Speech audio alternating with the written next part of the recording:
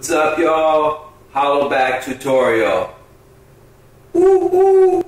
Okay, first we want to talk about the body positioning. Okay, the Hollowback relies on a position where your shoulder line is actually this way relative to your hands. Okay, so a normal handstand would be, for most people, just about right here. If you have a really tight line, it's right here. And now the Hollowback, well, it has a hollow back. But it's not just about arching here, because you see, most of my weight would still be there. It's about creating a counterbalance. So I bring my chest on the wrist side of my hands, and then I can do whatever I want with my lower body, but still I'm creating counterbalance relative to my hand-arm position. Okay, so first let's practice opening up this position. Let's start.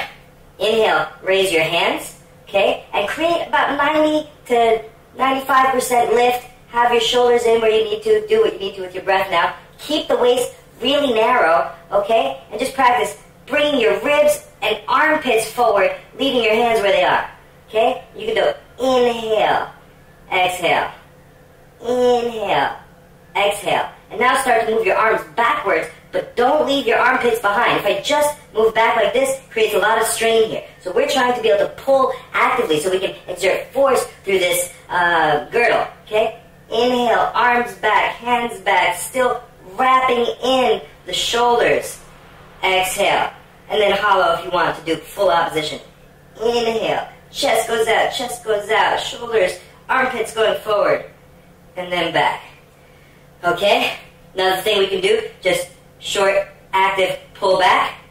If you have a wall or something like this is another nice way to actively be able to pull open so that you're not just relying on gravity and stretching. You can put it in place. Okay, those are great. Let's do 2 more stretches. Alright, now we're going to continue to open the shoulders, create a little bit of work, and help arch the back where it needs to. In reality, you can arch the back in several different places depending on how you want to place your Hollowback. But anyway, we reach up a wall and bring the armpits forward, bring the chest forward, narrow the waist, and now look up. You can take your breaths here. You can try to move out of it and then into it. You can actively push away and then slide back up and come back with the armpits. And now you can walk away and change the angle and bend in your back. Okay? Play with that one. Alright, I kind of combined 2 into 1 in those stretches, but let's get straight to what to do in the handstand.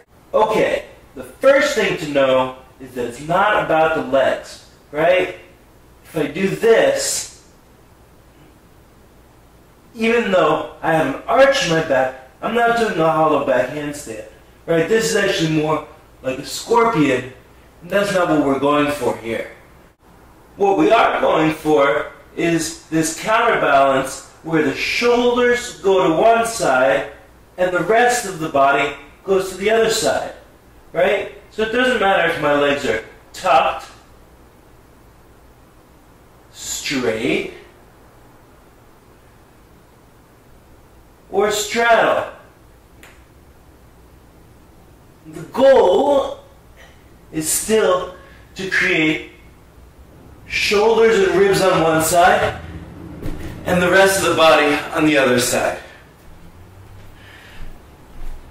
One thing that I think trips people up a lot, and used to trip me up, is the idea that you want to look through, meaning this way, your arms. And actually, you can still look at your hands while doing a Hollowback so you can keep your orientation.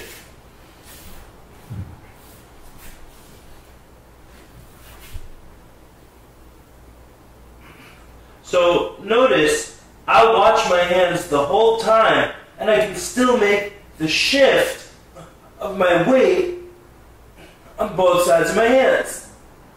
Now I could look through as well but it changes the orientation, and it's a little bit disorienting. A great way to start practicing the Hollowback is really with one knee bent and the other leg straight. And this allows you to start playing with the weight shift, but not having enormous strain in your back and a very heavy weight that goes over a little too quickly. When you're trying the knee bent position, think of it as having one toe at the other knee, and try not to have your leg out and this leg out like this, because, well, it's not that pretty and it's not necessarily obvious where the weight is going. So if you keep everything in a nice line and then you let yourself out, then it's a bit more controlled. Alright, here's another secret. So when you start letting your chest out to one side, you might find that you fall back to the ground.